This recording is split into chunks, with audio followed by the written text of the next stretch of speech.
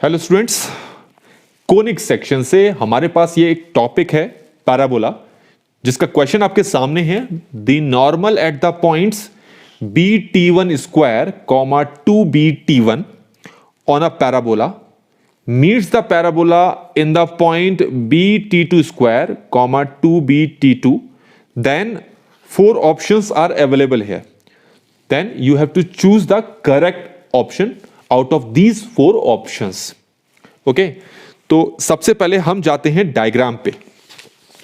ठीक है, तो यहां पर क्वेश्चन में हमें पैराबोला नहीं दे रखा है, तो कोई बात नहीं, हम जनरल पैराबोला जो होता है हमारे पास वो हम ड्रॉ कर लेते हैं। ये एक्स एक्सिस हो गया, ये वाई एक्सिस हो गया, तो ये हमारे पास पैराबोला है। इसका कोई एक पॉइंट हमें दे रखा है, तो सबसे पहले कुछ बेसिक चीजें समझ लेते हैं। इस पैराबोला में हमने ये एक पॉइंट पकड़ा है, इस पॉइंट पर मैं एक टेंजेंट ड्रॉ करता हूं और इसी पॉइंट पर एक नॉर्मल ड्रॉ करता हूं। अब ये नॉर्मल जब मैं आगे एक्सटेंड करता जा रहा हूं तो इस पैराबोला के किसी दूसरे पॉइंट पर भी कट कर रहा है। तो क्वेश्चन में आपको पहले ये जो पॉइंट है, इसका नाम मैं अगर P दे दूं और इसका नाम Q दे दूं, तो तुम्हें ये P पॉइंट दे रखा है जिसके कोऑर्डिनेट हैं BT1 स्क्वायर कॉमा 2BT1। तो क्वेश्चन में कहा है कि अगर ये जो नॉर्मल है पैराबोला को फिर से किसी दूसरे पॉइंट पर कट करता है जिसके कोऑर्डिनेट्स हैं BT2 स्क्वायर कॉमा 2BT2, तो आपको फोर ऑप्शंस में से करेक्ट ऑप्शन सेलेक्ट करना है। अच्छा, अब आपको पहले से ये पता होना चाहिए, क्योंकि क्वेश्चन में कोई भी पैराबोला नहीं दे रखा है, तो हमने ये एक पैराबोला सेलेक्ट कर लिया जिसकी इक्वेशन है y square equal to 4bx।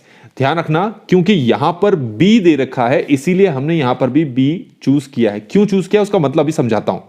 अगर मान लो ये पैराबोला हमारे पास जनरल होता y square equal to 4ax, तो उस केस में इस पॉइंट के जो कोऑर्डिनेट्स होते हैं वो होते हमारे पास at स्क्वायर कॉमा 2at, जो कि इसके जैसे मैच करता है।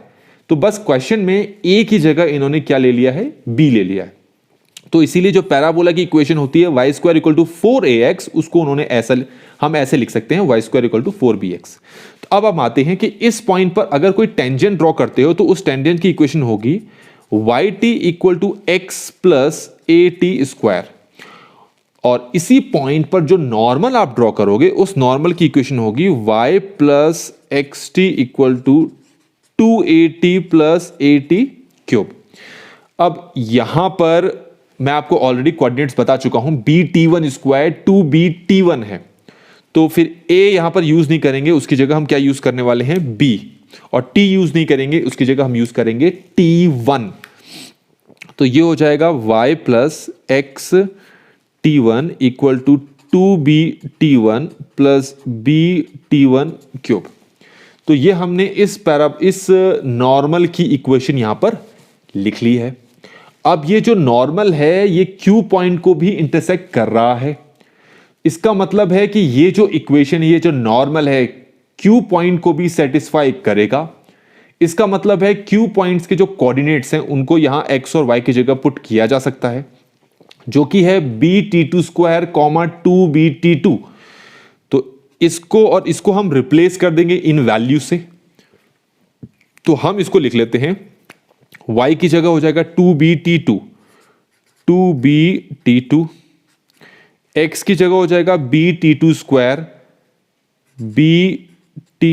स्क्वायर, और t1 equal to 2BT1 plus BT1 cube.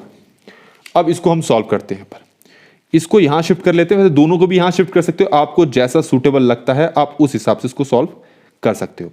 मैं इसको यहां लेके जाता हूं और इसको मैं वहां लेके जाता हूं, तो क्या बनता है मेरे पास, ये बनेगा 2BT2, ये यहां आ गया 2BT1, ये है BT1 क्यूब, और ये है BT2 स्क्वायर t1। यहां से कॉमन आएगा 2BT2 माइनस t1, और यहां से कॉमन आएगा BT1 और t1 square minus t2 square. ठीक हो गया। इसको फर्दर 2BT2 माइनस t1 लिखें और इसको और सिंप्लीफाई करते हैं तो BT1 T1 minus T2 T1 plus T2 कुछ इस तरीके से हमने लिखा। ठीक हो गया। अब 2-3 तरीके हैं समझाने के, इसको यहां लेके आओ और फिर T2 माइनस T1 दोनों में से कॉमन निकालो और बाकी जो चीज बच जाएगी हम उसको 0 के इक्वल रख लें। आप ऐसे कर सकते हो।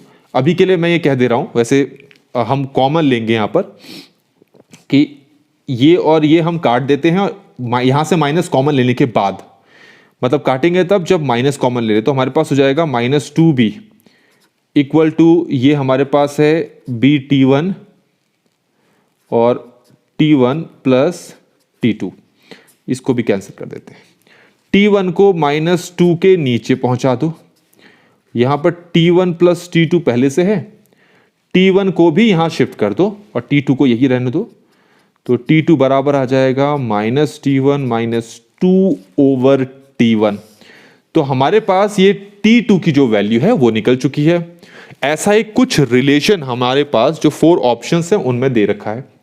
ध्यान रखें यहां माइनस माइनस है, तो हमारे पास ये ऑप्शंस देखेंगे आप ना, तो उसमें जो बी ऑप्शन है वो फिट बैठ रहा है हमारे आंसर के साथ। तो इस क्वेश्चन का सोल्यूशन हमने कंप्लीट कर लिया है। आई होप कि आपको ये सोल्यूशन समझ में आया होगा। अगर समझ में आ चुका है तो वीडियो को लाइक जरूर करें और चैनल को सब्सक्राइब नहीं किया तो do subscribe my channel. Thanks for watching.